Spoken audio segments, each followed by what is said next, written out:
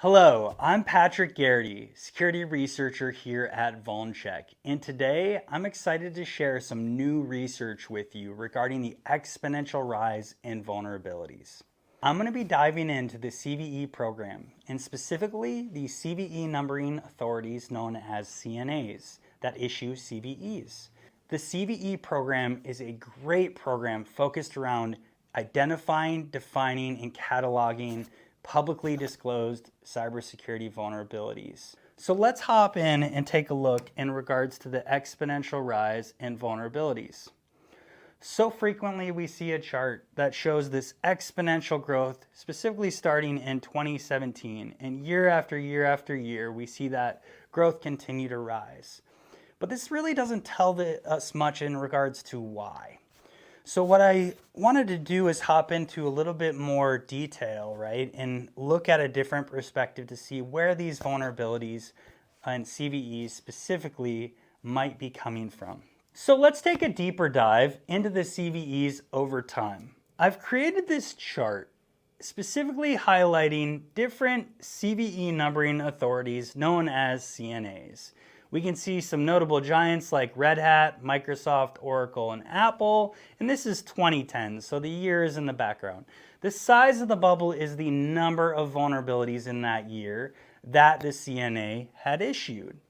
On the bottom here, we see the age of the CVE numbering authority, or CNA, and then we see the total number of vulnerabilities that they have historically published into this year. There is one exception on this chart. MITRE is not on here. If I were to put MITRE on here, which is the largest publishing CNA, it would distort the trends and make it difficult to see. Also, there's a concerted effort to shift responsibility from MITRE processing CVEs down to the CNAs themselves to process. So industry giants and other technology organizations are more and more encouraged to take on that responsibility. So in 2010 and moving on into 2011, we see a few new CNAs, Google in 2011.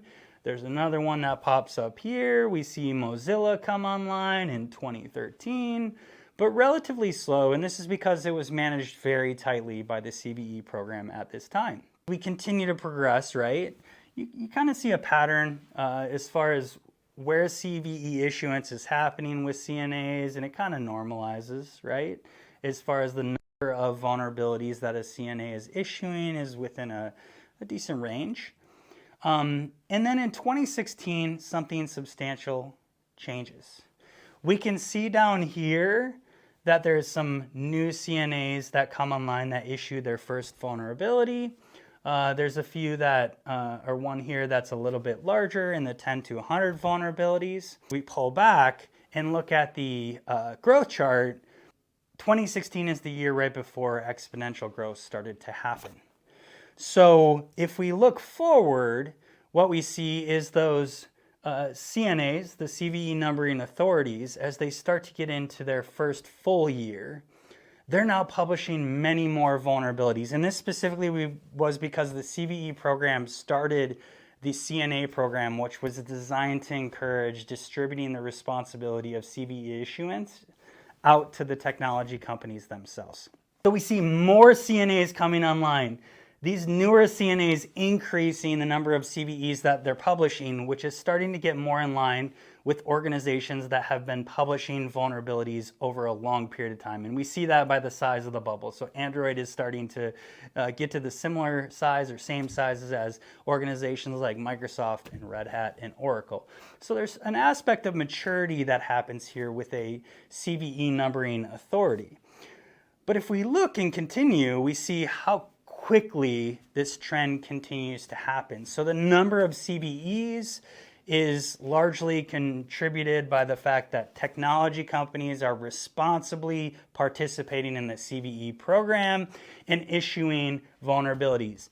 But we start to see some outliers. So some organizations that are ramping very quick with a higher number of vulnerabilities. HackerOne, for instance. So bug bounty programs are becoming more and more popular in 2018. As we fast forward, we see the trend of new CNAs coming online, publishing more vulnerabilities, which contributes to the exponential rise in CVEs. Now in 2020, Really, I look at this as a turning point. Much more responsible disclosure, more organizations being encouraged to participate in the CNA program, which is great. GitHub, notably, with GitHub security advisories pops up here. So we're starting to see open source software contributing much more broadly. So we see Sneak here, we see GitHub, we see Jenkins, and as we continue to fast forward into 2021, we see these bubbles getting larger much earlier on. So the GitHub Security Advisory Program making large contributions and scaling very fast. We see WP Scan in the WordPress ecosystem. And as I mentioned, we see organizations shifting up into the right, processing more and more CVE-based vulnerabilities as they participate in the CVE program. 2022. So you can see here we have many different open source technology organizations, GitHub Security Advisories bubble getting very large. We have Jenkins, we have WP Scan, which is a part of the WordPress ecosystem. And then VulDB coming online, inventorying a backlog of vulnerabilities that they had as they contribute to the CVE program. And then once again, bug bounty programs like Hunter and a WordPress ecosystem, CNA patch stacks. And as we continue into 2023, wow, have we seen very fast ramp in regards to CNAs. And we see the trend continue. Just look at the number of CNAs that are now issuing CVEs regularly, creating a foundation of increase of exponential growth moving forward as we expect their bubbles to continue to grow.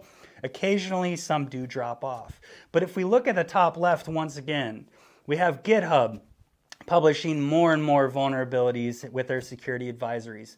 The WordPress ecosystem now has 3 CNAs, WP Scan, Patch Stack, and WordFence. Hunter with their bug bounty program, and VulDB continuing to process a large backlog of CVEs that were not captured in the CVE program. So really, in general, if I look at this, what we see is we're going to continue to see an exponential increase of CVE growth over the years that we need to be prepared for.